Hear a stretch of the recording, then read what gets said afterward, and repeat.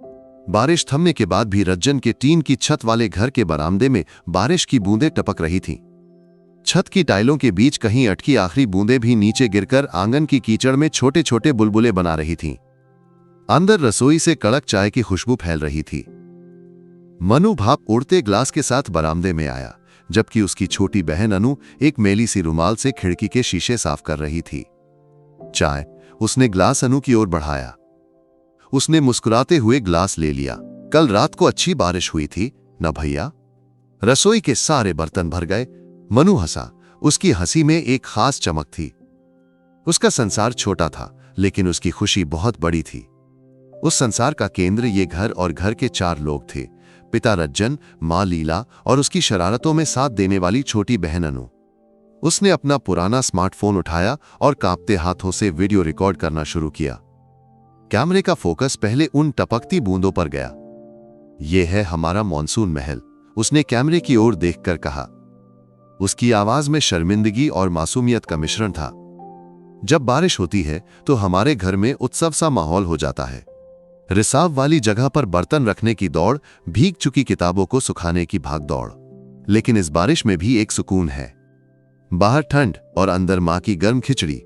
अनु उसकी पीठ पीछे से हंस रही थी, जो कैमरे के कोने में कैद हो गया। भैया का 1 नंबर ड्रामा, उसने मजाक उड़ाया। यही थी मनु की शुरुआत। मनु का संसार नामक यूट्यूब चैनल की शुरुआत। एक बढ़ई के रूप में काम करने वाले उसके पिता की उंगलियां लकड़ी पर कविता रचती थीं। उसकी मां नदी से धुले कपड़े सुखाने में व्यस्त रहती थी। खेतों के मेड़ों पर चलना, गांव के उत्सव। मनु अपनी जिंदगी के साधारण पलों को बिना किसी नाटकीयता के कैमरे में कैद करता था। कैमरा पकड़ने में अनु और वीडियो एडिट करने में उसका दोस्त बिजू उसका साथ देता था। शुरुआत में किसी ने नहीं देखा। जब 100 व्यूज पूरे हुए तो घर में पायस बनाया गया। जब 1000 पार हुआ तो मनु ने पिता से 100 रुपए लिए और अनु के लिए एक जोड़ी झुमके खरीदे। तू ही मेरा भाग्य है, उसने झुमके अनु के कानों में पहनाते हुए कहा। उसकी सच्चाई को लोगों ने धीरे धीरे पहचाना। शहर के कंक्रीट के जंगलों में सांस लेने को तरसते लोगों के लिए मनु का गांव और उसकी जिंदगी एक ठंडी हवा की तरह थी।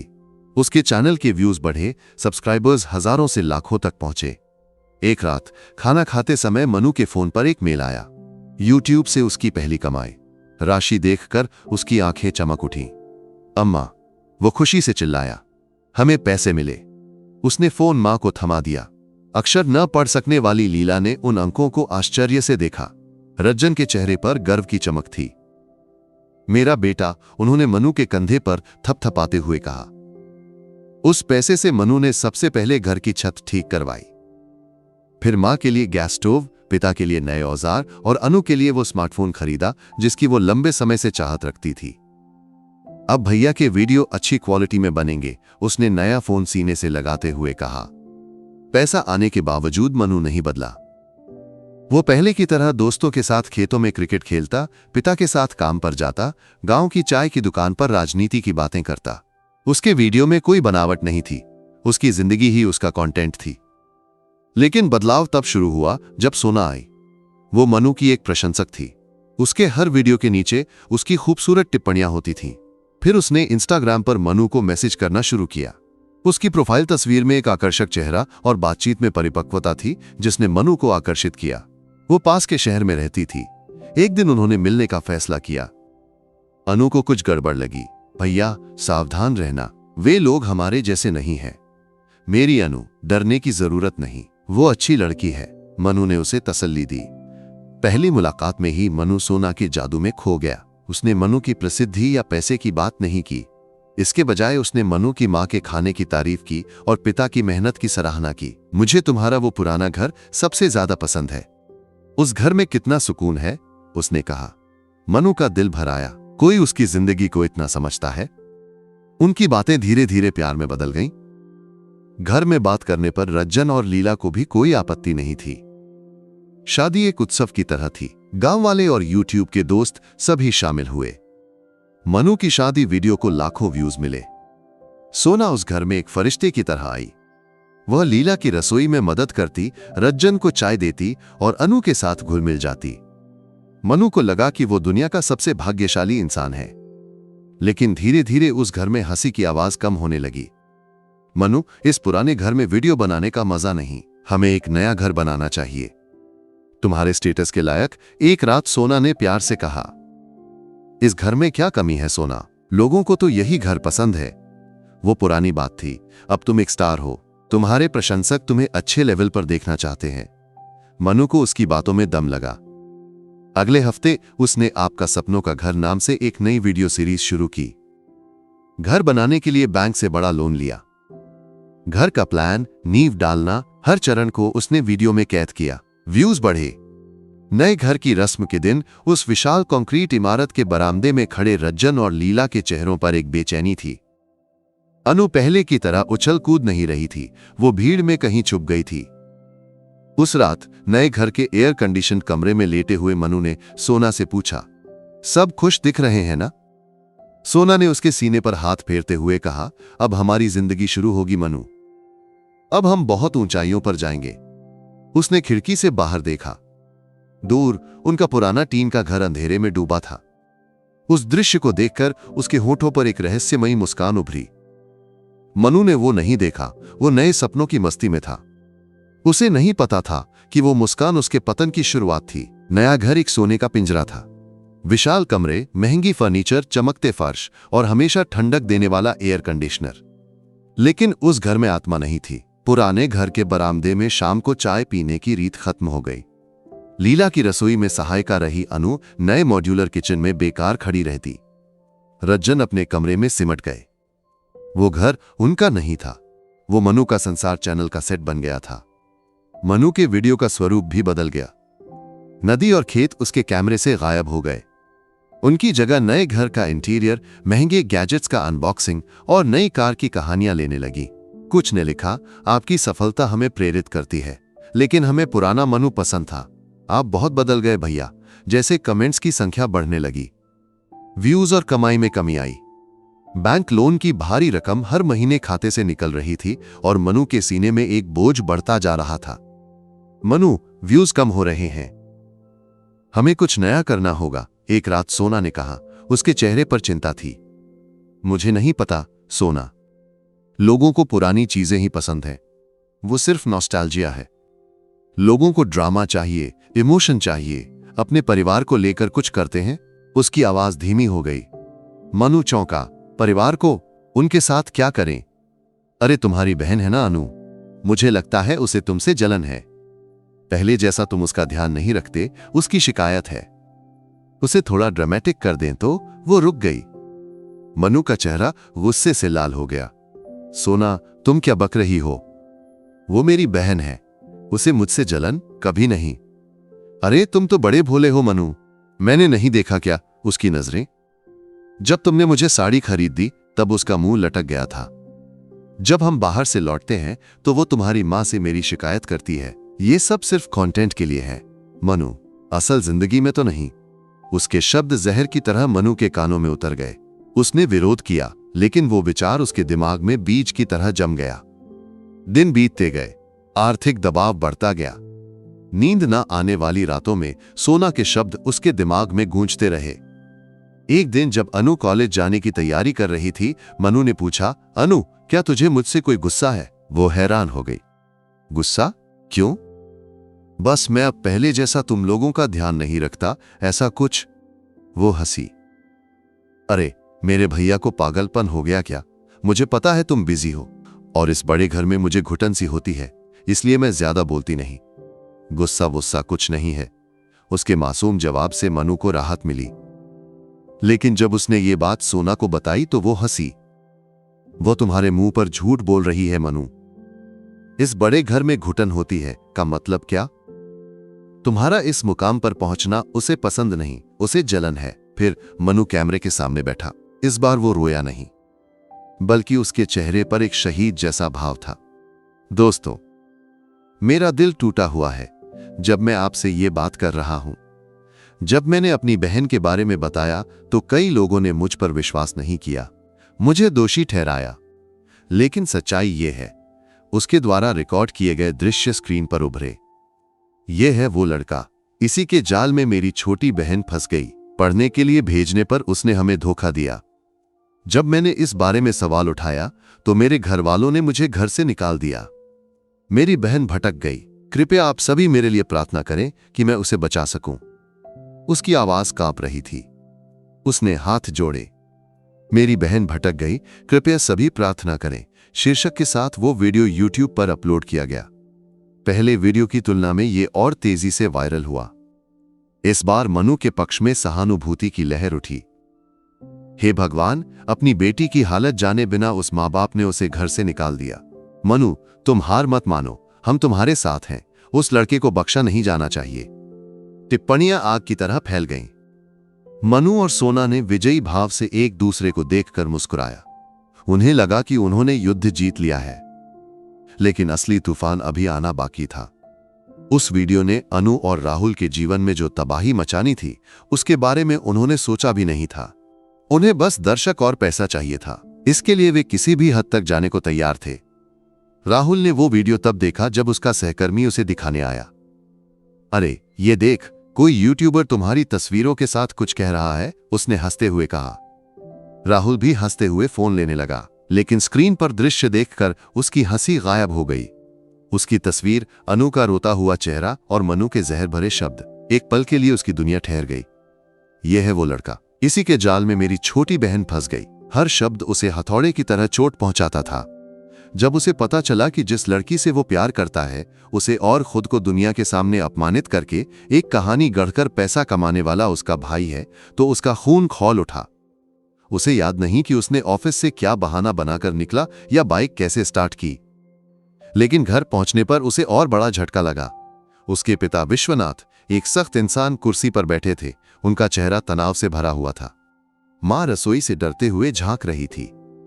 तूने मुझे समाज में मुंह दिखाने लायक नहीं छोड़ा, विश्वनाथ चिल्लाए। किसी के घर में घुसने निकालने वाली लड़की ही तुझे मिली। उसका भाई जब उसकी सच्चाई दुनिया को बता रहा है, तो सोच उस परिवार का स्तर क्या होगा। पापा, जैसा आप सोच रहे हैं वैसा नहीं है। अनु एक मासूम लड़की है, उसका भाई। चुप रहे, विश्वनाथ ने हाथ उठाया। यह रिश्ता यहीं खत्म हुआ। अगर तूने उस लड़की या उसके परिवार से फिर संपर्क करने की कोशिश की तो तुझे इस घर से निकाल दूंगा। उसी समय राजन के घर में यह खबर बिजली की तरह गिरी। अनु ने जब वो वीडियो देखा तो वो टूटकर फर्श पर गिर पड़ी। उसकी आखिरी उम्मीद भी खत्म हो गई थी। उसका अपना भाई उसे शिकारी जानवर की तरह पीछा करके उसका जीवन बर्बाद करने पर तुला था। राजन का नियंत्रण पूरी तरह खो गया। उसने मनु को फोन किया। नालायक, मेरी बेटी को मारने का इरादा कर लिया तूने, मैं तुझे। उसकी आवाज टूट गई। दूसरी तरफ मनु नहीं हिचकिचाया। पापा, आपको सच्चाई समझनी चाहिए। मैं उसे बचाने की कोशिश कर रहा हूं। बचाने? राजन चिल्लाए। उसका जीवन बर्बाद करके तू उसे बचा रहा है। तू अब मेरा बेटा नहीं है। तेरा मुंह भी नहीं देखना। उन्होंने फोन फेंक दिया। लेकिन राहुल चुप रहने वाला नहीं था। अपमान और गुस्से ने उसका दिमाग खराब कर दिया था। उसने बाइक उठाई और मनु के नए घर की ओर दौड़ पड़ा। गेट धक्का देकर खोलकर वो अंदर घुसा। मनु और सोना जीत की खुशी में चाय पी रहे थे। राहुल का गुस्सैल चेहरा देखकर वे एक पल के लिए हक्के बक्के रह गए। तू कैसा इंसान है? राहुल ने मनु का कॉलर पकड़ लिया। अपनी बहन की जिंदगी बेचकर यूट्यूब पर पैसा कमा रहा है। उसने तेरा क्या बिगाड़ा? मनु ने उसे धक्का देने की कोशिश की। मेरे घर के मामले में तू कौन होता है दखल देने वाला? तेरा घर, तेरा परिवार है भी। राहुल ने उसे घूंसा मारा। यह एक विस्फोट था। दोनों में धक्का मुक्की शुरू हो गई। सोना डरकर चिल्लाने की बजाय चालाकी से अपना मोबाइल निकालकर वीडियो रिकॉर्ड करने लगी। उसके कैमरे में हिंसक प्रेमी द्वारा मनु पर हमला करने के दृश्य कैद हो रहे थे। शोर सुनकर पड़ोसी इकट्ठा हो गए। उन्होंने राहुल को पकड़कर अलग किया। फटी कमीज और होंठ से खून टपकते मनु को देखकर सभी सहानुभूति से भर गए। सोना रोते हुए बोली, उसने मेरे पति को मारने की कोशिश की। अपनी बहन को बचाने की कोशिश करने की सजा में वो हमें मारने आया। राहुल लोगों के हाथों में फंसकर चिल्लाया, ये झूठ बोल रहे हैं। असली शैतान ये है। लेकिन किसी ने उसकी नहीं सुनी। फटे कपड़ों में खड़ा मनु पीड़ित और गुस्से से भरा राहुल खलनायक बन गया। उसी रात मनु के चैनल पर एक नया वीडियो आया। सच बोलने की सजा में मेरे पति और मुझे मेरी बहन के प्रेमी ने घर में घुसकर हमला किया, सोना की रोने वाली आवाज के साथ। फिर राहुल के हमले का संपादित वीडियो। सोशल मीडिया पर मनु के लिए फिर से सहानुभूति की लहर उठी, लेकिन इस बार एक और आवाज उभरी। कुछ प्रमुख यूट्यूबर और सामाजिक टिप्पणीकारों ने मनु की कहानी पर सवाल उठाना शुरू किया। कोई भाई अपनी बहन की निजी तस्वीरें इस तरह सार्वजनिक नहीं करता, एक मशहूर व्लॉगर ने लाइव में कहा। यहां असली पीड़ित वो लड़की है, हमें सच जानना होगा। #JusticeForAnu हैशटैग ट्विटर पर धीरे धीरे ट्रेंड करने लगा। लोग मनु की कहानी की असंगतियों पर चर्चा करने लगे। राजन के घर में अनु पूरी तरह खामोश हो गई थी। वो खाना नहीं खा रही थी, किसी से बात नहीं कर रही थी, उसकी आंखें खाली थीं। अपनी बेटी की हालत देखकर राजन ने एक फैसला लिया, अब रोने से कुछ नहीं होगा। एक पिता के नाते उसे इस कहानी का अंत करना था। उसे मनु पर गुस्सा नहीं, दया आ रही थी। पैसा और शोहरत के लिए अपनी आत्मा खो देने वाले अपने बेटे को याद करके उस पिता का दिल दुखा। वो एक पुरानी कमीज पहनकर बाहर निकला। उसका लक्ष्य मनु का घर था, लेकिन इस बार ये एक पिता की यात्रा थी, न कि किसी जज की। जब राजन उस बड़े घर के गेट से अंदर आया तो उसके चेहरे पर न तो चौकीदार की गंभीरता थी, न ही पीड़ित की लाचारी। एक पिता का दर्द और एक परिवार के मुखिया का दृढ़ निश्चय उस चेहरे पर झलक रहा था। कॉलिंग बेल सुनकर दरवाजा खोलने वाली सोना राजन को देखकर एक पल के लिए हड़बड़ा गई। उसके चेहरे का तिरस्कार हल्की घबराहट में बदल गया। पापा, मनु हॉल में आते हुए हैरान हुआ। राजन अंदर आए। उस शानदार कमरे में उनकी नजरें घूमी, फिर मनु के चेहरे पर ठहर गईं। बैठो पापा, मनु ने कहा। नहीं, राजन की आवाज शांत लेकिन सख्त थी। मैं एक काम से आया हूं। उन्होंने सोना की ओर देखा। उस नजर के अर्थ को समझकर वो धीरे से अंदर चली गई। तुझे याद है मनु, राजन ने शुरू किया, बचपन में जब तुझे टाइफॉइड हुआ था तब तू 1 महीने तक बिस्तर पर था। उस वक्त तेरे सिरहाने बिना सोए बिना खाए तेरी देखभाल करने वाले सिर्फ तेरे माँ बाप ही नहीं थे, बल्कि स्कूल भी न जाकर तेरे लिए खिचड़ी लेकर आने वाली तेरी बहन थी। उस वक्त तू ही उसकी दुनिया था। मनु का चेहरा पीला पड़ गया। जब मैंने तुझे बढ़ई का काम सिखाया तो एक बात कही थी, लकड़ी की जान को मारने के बिना हर शिल्प बनाना चाहिए। तूने क्या किया? अपनी सगी बहन की जिंदगी को बेचकर तूने व्यापार किया, उसकी जान तूने ले ली। पापा, मनु कुछ कहने की कोशिश करने लगा। बस, राजन ने हाथ उठाकर उसे रोक दिया। अब तू कुछ मत बोल, मेरी बात सुन। ये पैसे या शोहरत का मामला नहीं है, ये एक लड़की की जिंदगी का सवाल है। मैं तुझे 24 घंटे का समय देता हूं। उन्होंने मनु की आंखों में तीखी नजरों से देखा। तूने जो 2 वीडियो डाले हैं उन्हें डिलीट करना होगा। दुनिया के सामने खुले तौर पर तुझे अपनी बहन, उस लड़के और उसके परिवार से माफी मांगनी होगी। अगर ऐसा नहीं हुआ तो 24 घंटे बाद मैं समझूंगा कि मनु नाम का मेरा बेटा मर चुका है। मेरी या तेरी मां की मृत्यु पर भी तू इस घर की देहली नहीं लांघेगा। मेरी संपत्ति और मेरे नाम पर तेरा कोई हक नहीं होगा। वो एक पल रुके। ये धमकी नहीं, एक पिता का वचन है, मेरा फैसला है। बिना कुछ और कहे शांत भाव से राजन उस घर से निकल गए। उनके चप्पलों की आवाज धीरे धीरे दूर होती गई और मनु को लगा जैसे वो उस विशाल घर में अकेला रह गया। पिता के शब्द उसके सीने में आग की तरह जल रहे थे। उसी समय बाहर की दुनिया जाग चुकी थी। #JusticeForAnu हैशटैग सोशल मीडिया पर एक लहर बन गया। मनु की कहानी की असंगतियां लोग एक एक करके बाहर लाने लगे। राहुल के दोस्तों ने उसके पक्ष में पोस्ट डालना शुरू किया। अनु के कॉलेज के दोस्तों ने गवाही दी कि वो कितनी अच्छी लड़की है। प्रमुख यूट्यूबर्स ने मनु के खिलाफ वीडियो बनाए। कंटेंट के नाम पर एक लड़की की जिंदगी बर्बाद करना पत्रकारिता नहीं, क्रूरता है, उन्होंने कहा। पहली बार मनु के चैनल के सब्सक्राइबर्स की संख्या घटने लगी। हर घंटे हजारों लोग अनसब्सक्राइब करने लगे। स्पॉन्सर्स ने एक एक करके कॉन्ट्रैक्ट रद्द करने की सूचना दी। सोना के चेहरे की विजयी मुस्कान पूरी तरह गायब हो गई। वो घबराई हुई थी।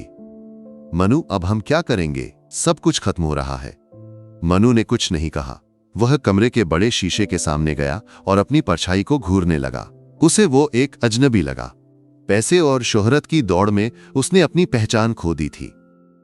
पिता के शब्द, दुनिया की नफरत और अपने अंदर का अपराध बोध उसे जकड़ रहे थे। उस सुनहरे पिंजरे की दीवारें उसे कुचल रही थीं। अस्पताल के उस कमरे में जहां दवाइयों की गंध थी, अनु सफेद चादर ओढ़े लेटी थी। भीड़ और शोर से डरकर राजन ने उसे शहर के एक छोटे से क्लिनिक में भर्ती करवाया था। वो छत की ओर देखती एक जीवित गुड़िया की तरह लेटी थी, लेकिन उसे नहीं पता था कि बाहर की दुनिया उसके लिए आवाज उठा रही थी। राहुल ने अपने घरवालों की आपत्तियों को नजरअंदाज करते हुए अनु की दोस्त के जरिए उससे संपर्क किया। अनु, तू हिम्मत मत हार, मैं तुझ पर भरोसा करता हूं। चाहे कुछ भी हो, मैं तेरे साथ हूं। उसके शब्दों ने अनु के मन में हल्का कंपन पैदा किया। #JusticeForAnu हैशटैग के पोस्ट उसकी दोस्तों ने उसे दिखाए। ये एहसास कि वो अकेली नहीं है ने उसके सुन्न हो चुके शरीर में धीरे धीरे जान डालना शुरू किया। राहुल और अनु की दोस्तों ने फैसला लिया, अब चुप रहने का समय नहीं था। बदला लेने के लिए नहीं, बल्कि सच बोलने के लिए अनु को बोलना होगा। अस्पताल से डिस्चार्ज होने के बाद घर पहुंचने वाले दिन अनु ने यह फैसला लिया। उसे डर था, लेकिन अपमानित होकर जीने से बेहतर था सच के लिए आवाज उठाना। अपनी दोस्त के YouTube चैनल के जरिए वो लाइव आई। राहुल उसके पास हौसला बढ़ाते हुए बैठा था। लाइव शुरू होने पर लोग उसे देखकर हैरान रह गए। वो टूटी हुई रोती हुई लड़की नहीं थी। उसके पीले चेहरे और थकी आंखों में एक दृढ़ भाव था। उसकी आवाज हल्की थी, थोड़ी कांप रही थी, लेकिन उसमें सच की धार थी। सभी को नमस्ते, उसने शुरू किया। मैं अनु हूं। उसने झूठी कहानियां नहीं बनाई, किसी पर कीचड़ नहीं उछाला। वो शांति से बोली, मेरा एक भाई था। मेरे लिए दुनिया में सबसे ज्यादा प्यार करने वाला मेरा भाई। हमने जो सपने एक साथ देखे थे, वही आपने मनु की दुनिया चैनल पर देखा। उसने अपने फोन से पुरानी तस्वीरें दिखाईं। बचपन की तस्वीर जिसमें यान सिस्टम, जिसमें मनु उसे कंधों पर बिठाकर हंस रहा था। पहली कमाई से दी गई बालियों के साथ खड़ी अनु की तस्वीर। हर तस्वीर उस पुराने प्यार का सबूत थी। फिर उसने मनु के वीडियो में लगाए गए आरोपों का एक एक करके जवाब दिया। उसने राहुल के साथ अपने रिश्ते को ईमानदारी से बताया। लाइव के अंत में उसकी आवाज थोड़ी डगमगाई। मुझे किसी से कोई शिकायत नहीं है, अपने भाई से भी नहीं, लेकिन ये मेरा भाई नहीं है। पैसों और शोहरत के लिए अपनी बहन को दुनिया के सामने अपमानित करने वाला ये इंसान मुझे नहीं पता। मुझे मेरा पुराना भाई वापस चाहिए। वो लाइव एक तूफान बन गया। अनु की ईमानदारी और गरिमा ने लोगों का दिल जीत लिया। मनु के खिलाफ जनाक्रोश फट पड़ा। उसके आखिरी स्पॉन्सर ने भी कॉन्ट्रैक्ट रद्द कर दिया। चैनल की आय पूरी तरह बंद हो गई। YouTube ने कम्युनिटी गाइडलाइंस के उल्लंघन के लिए उसके चैनल को स्ट्राइक दे दिया। सोना को बात समझ आ गई, ये जहाज डूबने वाला था। उसी रात उसने अपने बैग पैक किए। मैं और नहीं रह सकती मनु, इस तरह जीना मेरे बस का नहीं। सब कुछ तुमने बर्बाद कर दिया, उसने हाथ झटकते हुए कहा। सोना, तुम भी तो, मनु ने याचना करने की कोशिश की। मैंने तो तुम्हारे भले के लिए सलाह दी थी। उसे ठीक से लागू करना तुम्हारा काम था। अब मुझे अपनी जिंदगी देखनी है। वो उस घर से निकल गई। मनु उस विशाल खाली घर में अकेला रह गया। परिवार, प्यार, करियर, पत्नी, पैसा, सब कुछ खो चुका था। उसने YouTube खोला। चैनल के होम पेज पर उसका पहला वीडियो, थंबनेल, बारिश में हंसता हुआ एक मासूम लड़का। पुराना मनु और आज का मनु आमने सामने थे। ये तुलना वो सहन नहीं कर सका। उसका सारा नियंत्रण टूट गया। एक इंसान के सब कुछ खो देने की दिल दहला देने वाली चीख उस खाली घर में गूंजी। उसका पतन पूरा हो चुका था। कहानी का बाकी हिस्सा। बैंक की जब्ती नोटिस दरवाजे पर लगने के दिन मनु ने उस घर को आखिरी बार देखा। उसने सबसे पहले अपना YouTube चैनल हमेशा के लिए डिलीट कर दिया। लाखों सब्सक्राइबर्स और करोड़ों व्यूज वाला वो चैनल एक क्लिक में याद बन गया। ये उस जहरीले जीवन से विदाई थी। नई कार, महंगे फोन, कैमरे बेचकर उसने वो पैसा बैंक का कर्ज चुकाने में लगाया। एक छोटा बैग लेकर बिना शेव किए मैले कपड़ों में वो अपने पुराने घर के फाटक की ओर चला। गेट खोलने की हिम्मत न होने पर वो बाहर खड़ा रहा। उसे डर था कि पिता उसे भगा देंगे। रसोई में बर्तन धो रही लील ने उसे पहले देखा। उसकी हालत देखकर उनका दिल पसीजा, लेकिन उन्होंने कुछ नहीं कहा। अंदर जाकर एक थाली में चावल और सब्जी लाकर तिनके पर रख दी और दरवाजा बंद कर लिया। उस मौन में एक मां का प्यार और माफी में देरी का संदेश था। उस रात मनु उस ठंडे तिनके पर सोया। अगली सुबह उसने पिता का पुराना काम घर खोला, धूल भरे औजारों को साफ किया। उनमें पिता की मेहनत की गंध थी। आने वाले दिनों में मनु ने अपने काम से बात की। उसने खेत की झाड़ियां साफ की, टूटी बाड़ ठीक की और अपनी पहली कमाई से बनवाया गया अब फिर से टपकता छत ठीक किया। सुबह से रात तक वो बिना रुके काम करता। कोई उससे बात नहीं करता, न ही वो किसी से बोलता। कठिन परिश्रम उसका प्रायश्चित था। एक दिन उसने राहुल से मिलने का फैसला किया। उसकी नौकरी की जगह पर गया। मनु को देखकर राहुल का चेहरा गुस्से से तमतमा गया। क्या चाहते हो? फिर वीडियो बनाना है? मनु ने सिर झुकाया। मुझे माफ कर दो। उसकी आवाज कमजोर थी। मेरे किए का कोई ओपरवद्या नहीं। मैंने सब बर्बाद कर दिया, मुझे माफ कर दो। वो और कुछ नहीं बोला। उसकी टूटी हालत और सच्चाई ने राहुल का गुस्सा धीरे धीरे कम किया। उसने माफी नहीं दी, लेकिन आंखों में बदलाव देख लिया। अनु से मिलने की हिम्मत उसमें नहीं थी। उसने कई दिन लगाकर एक चंदन की लकड़ी से एक छोटा सा अलमारी बनाया। उसमें एक लंबा पत्र रखा, अपनी अहंकार, पैसे की लालच और अनु को दी गई तकलीफ का कबूलनामा। उसने माफी नहीं मांगी, बस लिखा, मुझे अपना पुराना रूप याद है। मैं उम्मीद करता हूं कि कभी वो भाई बन सकूं। वो अलमारी उसने मां को देकर अनु तक पहुंचाने को कहा। मां से मिला वो पत्र और अलमारी अनु ने बार बार पढ़ा। हर पंक्ति उसके दिल में चुभन पैदा करती थी। घाव जल्दी नहीं भरते। राहुल ने उसे पूरी आजादी दी। माफ करना तेरा फैसला है अनु, ये उसके लिए नहीं, तेरे सुकून के लिए है। राजन दूर से सब देख रहे थे। धूप और बारिश में काम करते अपने बेटे को, उसकी दुबली हालत को, उसके हाथों की खुरदराहट को। जब वो फिर से बढ़ईगिरी में ध्यान लगाने लगा तो पिता के मन में एक उम्मीद जगी। महीनों बीत गए। राहुल के घरवालों का विरोध कम हुआ। अनु के प्रति उसका प्यार और उसकी मासूमियत उन्हें समझ आ गई। उनकी शादी पक्की हो गई, एक सादा समारोह। मनु को किसी ने नहीं बुलाया, उसने उम्मीद भी नहीं की थी। शादी के दिन वो मंदिर की दीवार के पीछे एक बरगद के नीचे खड़ा था। उसने राहुल को अनु की मांग में सिंदूर डालते देखा। उसकी आंखें भर आईं। ये दर्द की नहीं, खुशी और अपराध बोध की आंसुएं थीं। उस शाम अनु के घर के बाहर एक तोहफा था, एक खूबसूरत नक्काशी वाला झूला। बचपन में अनु की सबसे बड़ी चाहत। कोई नोट नहीं था, लेकिन उसे पता था ये किसका था। उसने उस चिकने लकड़ी पर उंगलियां फिराईं। कुछ दिन बाद एक शाम अनु उस नए झूले पर हल्के हल्के झूल रही थी। राजन और लील उसे देख रहे थे। खेत के कोने में मनु एक लकड़ी पर कुछ नक्काशी कर रहा था। उसने सिर नहीं उठाया। अनु ने झूलना बंद किया।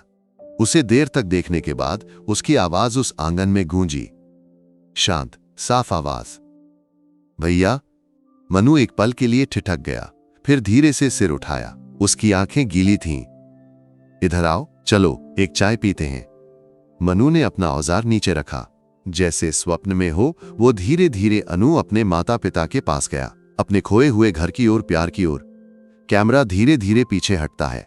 ठीक की गई बाड़, टपकता न छत और एक साथ चाय पीते परिवार दिखाई देता है। घावों को भरने में समय लगेगा, लेकिन वो परिवार धीरे धीरे फिर जुड़ रहा था। प्यार के धागों से वे फिर से सिल रहे थे।